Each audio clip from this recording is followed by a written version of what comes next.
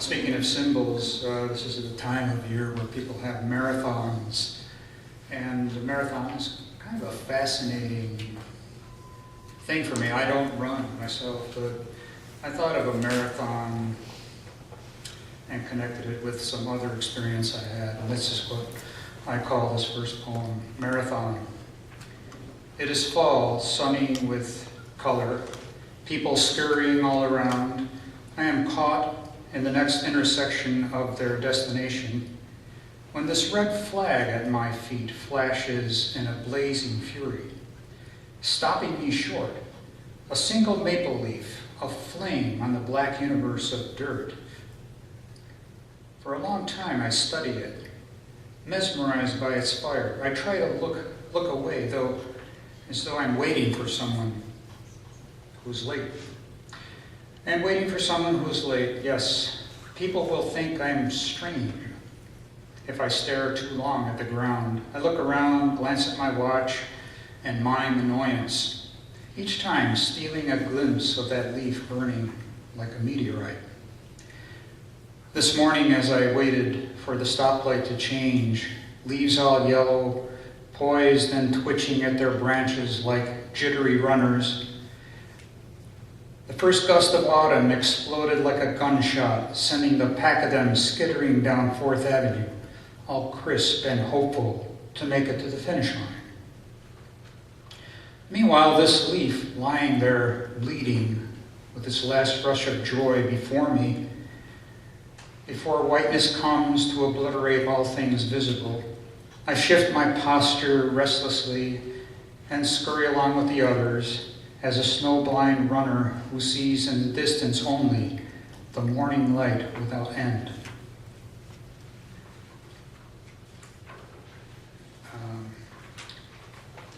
This one is about, the setting, it's not about, but it's the setting is the tar pits of La Brea in Los Angeles. If you've never been there, it's a park where they've excavated fossils from the dinosaur period. Actually, it's not the dinosaur period, it's after. But it's a city park, and you can walk around, and there's tar pits, and they're still digging out fossils from just an endless array. Anyways, weekend visit to the tar pits of La Brea. Couples and their children stroll through the gardens around the pits at La Brea.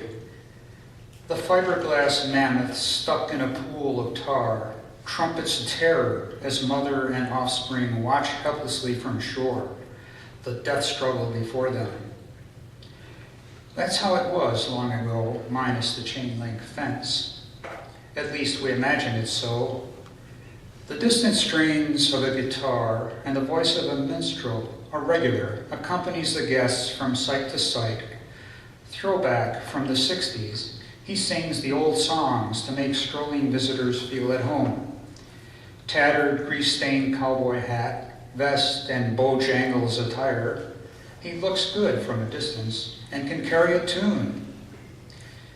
He ekes out his living from revival of memories. He knows about the fossils dug up. He knows all about the fossils dug up from the pits and freely tells visitors the stories of strange beasts that roam. The saber-toothed tiger, not a tiger at all. The giant sloth. The differences between old Ursus and our bear. Extinct creatures and the wonders of the age are all in his excursus. The past bubbles up and he is happy to repeat it. And he could tell the names of all the musicians and where they got their start in humble holes in the wall somewhere on the East Coast. He follows groups of children through the museum's tunnels like the future, where piped-in growls of fantastic beasts mystify and instruct the crowds.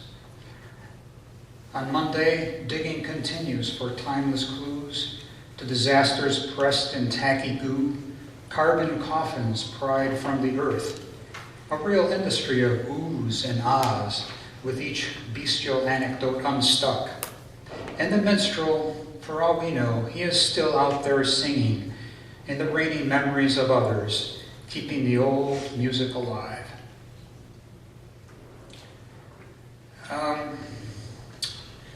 This last one I'm going to read is called The Others. And it's from an experience I had one night. Last night, standing by the satellite dish, I looked up at those stars astronomers keep listening to for ruminations from the deep. The moon shone bright over the shoulder of the horizon, and I wondered, too, about other beings living out their lives as crystals or primordial soup, or maybe some sentient crawler who wondered about brotherly love and hate crimes and the rest of it, seeking to escape for a moment into another atmosphere of hope and impossibilities. A sudden movement at my feet caught my peripheral view and brought my vision down. A scurrying black thing scrambled and waddled across my path. I stood still and stiff with a hand on the broom, ready to in strike mode. But something grabbed me by the hair and said no. I knew the thing by the two white stripes scrawled on its furry back. Skunk, I said.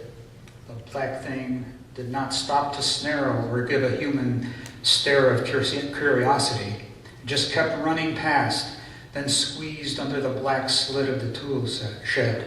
Safe. Terror is a skunk's life. I stood there a moment, frozen by fear and strange delight in the evening chill. Turning indoors, I repeated the vision again and again. Skunk. Then fell asleep, comforted that the others are wandering through the night.